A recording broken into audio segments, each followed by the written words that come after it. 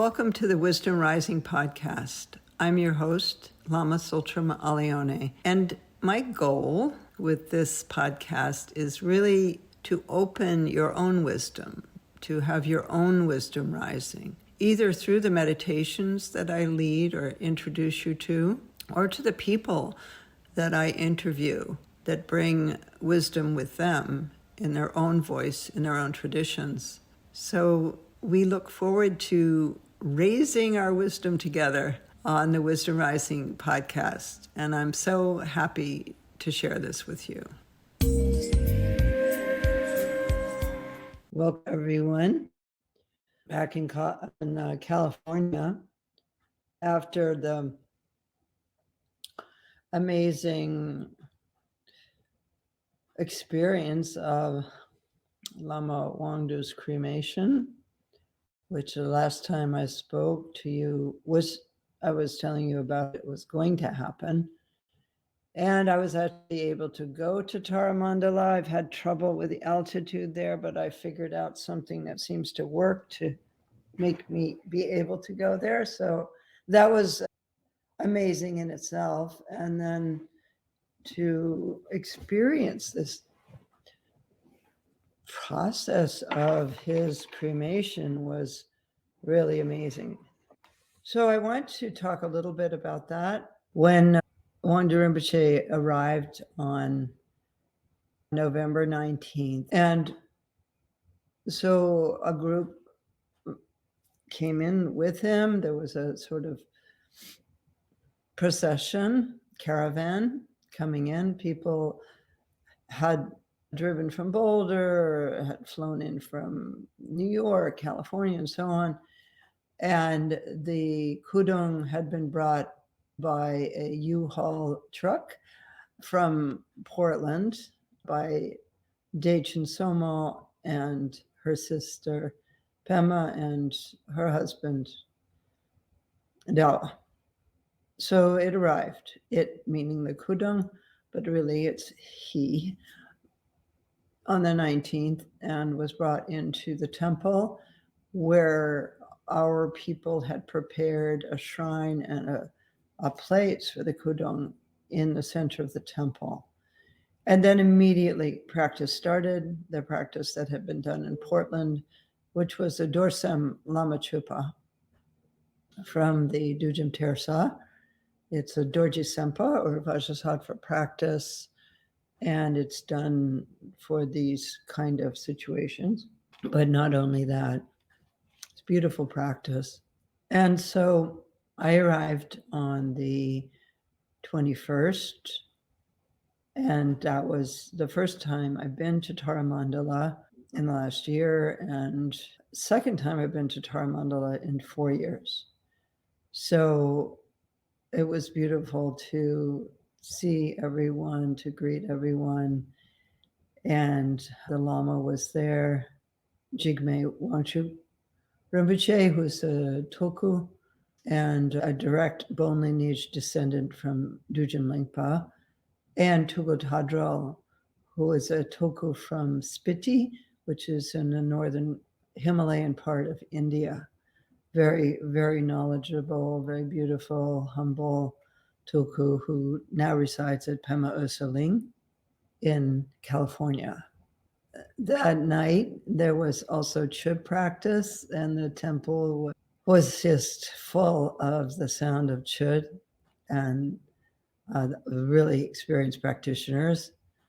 Lama Wangdu, that was his principal practice that he transmitted. He also was a practitioner of Longchen Nyingthig. And what was wonderful was there were a lot of Tibetans who came.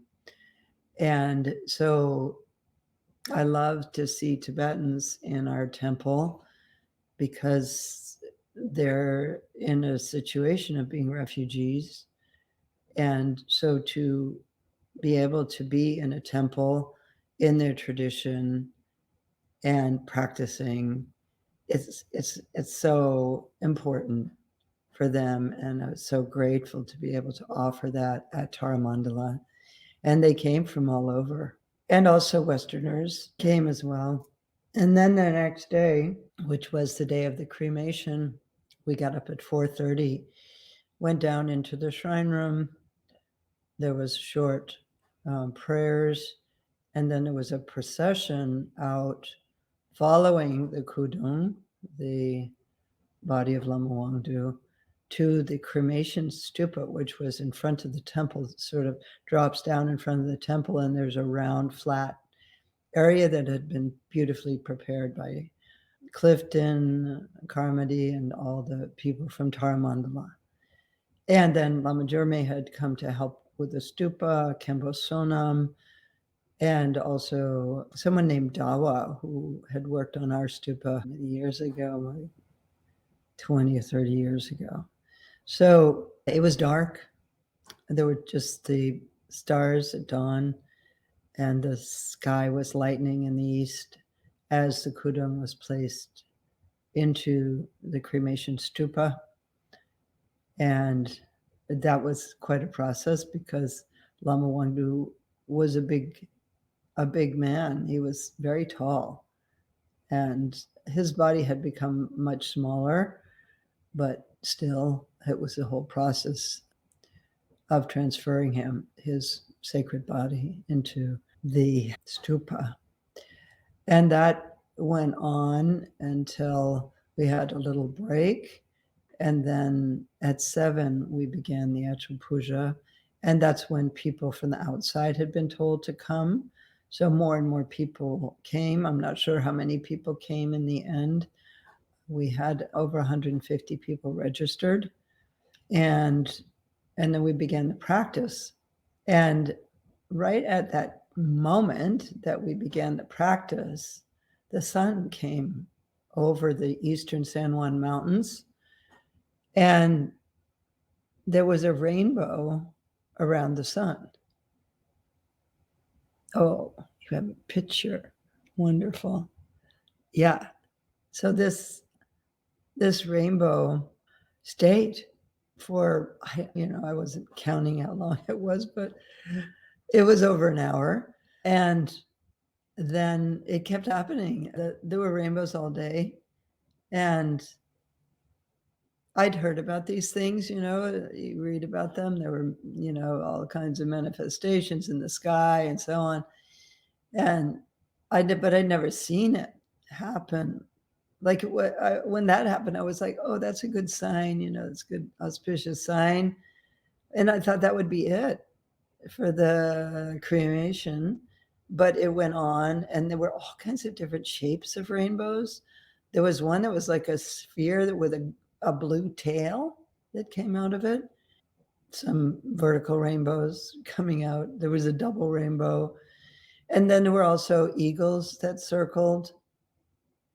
And the eagles were a symbol of Padampa Sanjay. And it said that Wangdu Rinpoche was in a reincarnation of the Padampa Sanjay. So they were very excited about that. And so these signs just were going on in the background. If you see pictures from the event or video, you see a lot of people looking at the sky. It was a very extensive fire puja. The kudung is seen as the deity, in this case, Bodhisattva Yabgyum. And then offerings are poured into the top of the stupa. Anaraitha was there, did a beautiful job as head chupan, assisted by Uli, Jacqueline, and Beth, Lee Herbert, and Anna from Brazil, who's living at Tara Mandala now. And so they had long sticks with kind of like small scoops on the end. And so they would give it to 2 Tibetan men who would then take these offerings and put them into the top. And the fire was big, and at a certain point, there was big sounds, like kind of like explosion. And people said, oh, that's Rinpoche sounding pet. It was very cold sitting out there, but we sat and we did this until 3 p.m. That's when it concluded. And the rainbows continued. There was more rainbows at sunset.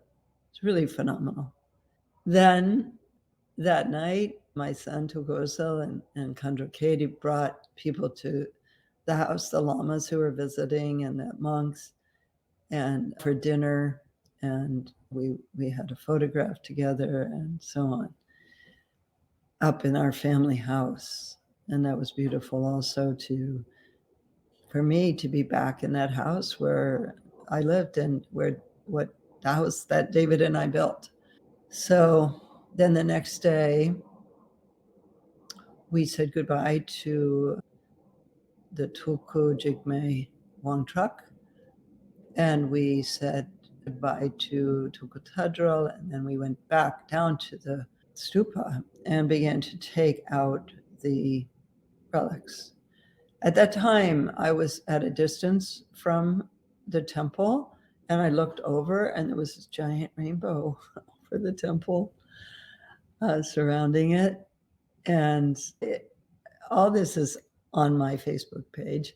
There's a lot of pictures and so on. And there were ring cell, these special spherical, magical relics that appear in the bodies of great lamas, and other really interesting relics that came out of the stupa from after he was consecrated. That's the stupa, and you see it's like a man riding a horse that was caused by the fire, and so he's saying, oh, it's Padampa Sanje on the horse, or the Zangri Sen on the horse. Do you have some pictures of the relics, Dreamy? They're yeah, that's the top of the skull, which is a very interesting pattern. Looks like writing. And the other pieces of the skull, it's amazing that the skull actually survived that very hot fire. So at that point, then I had to leave. And right before I left, I said to Dechen Somo, the granddaughter and main companion and caretaker of Wangdu Rinpoche for the past 25 years, we would like to offer a place for there to be a stupa for Wangdu Rinpoche at Tara Mandala. And she said, oh, I'm so glad you said that. I was going to ask you, but I didn't, I was kind of like embarrassed or shy about it. And so I said, of course, yeah, of course. So we'll figure that out, and that will happen next summer.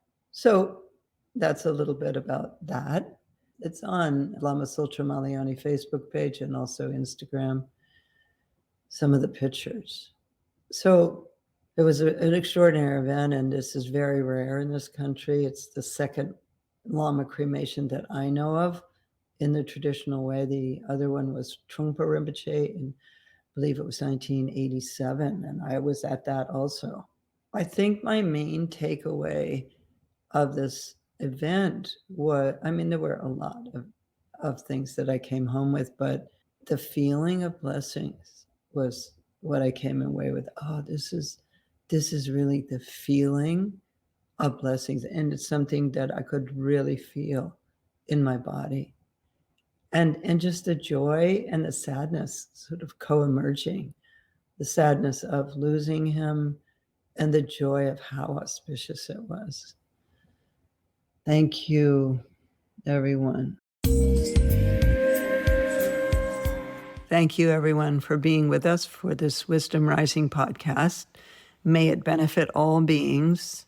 And I'd like to take a moment to thank the production team of Wisdom Rising, and also to let you know that if you would like further information on my work or the associated people who work with Tara Mandala, you can reach out to the Tara Mandala website, TaraMandala.org. Thanks, everyone. Stay safe.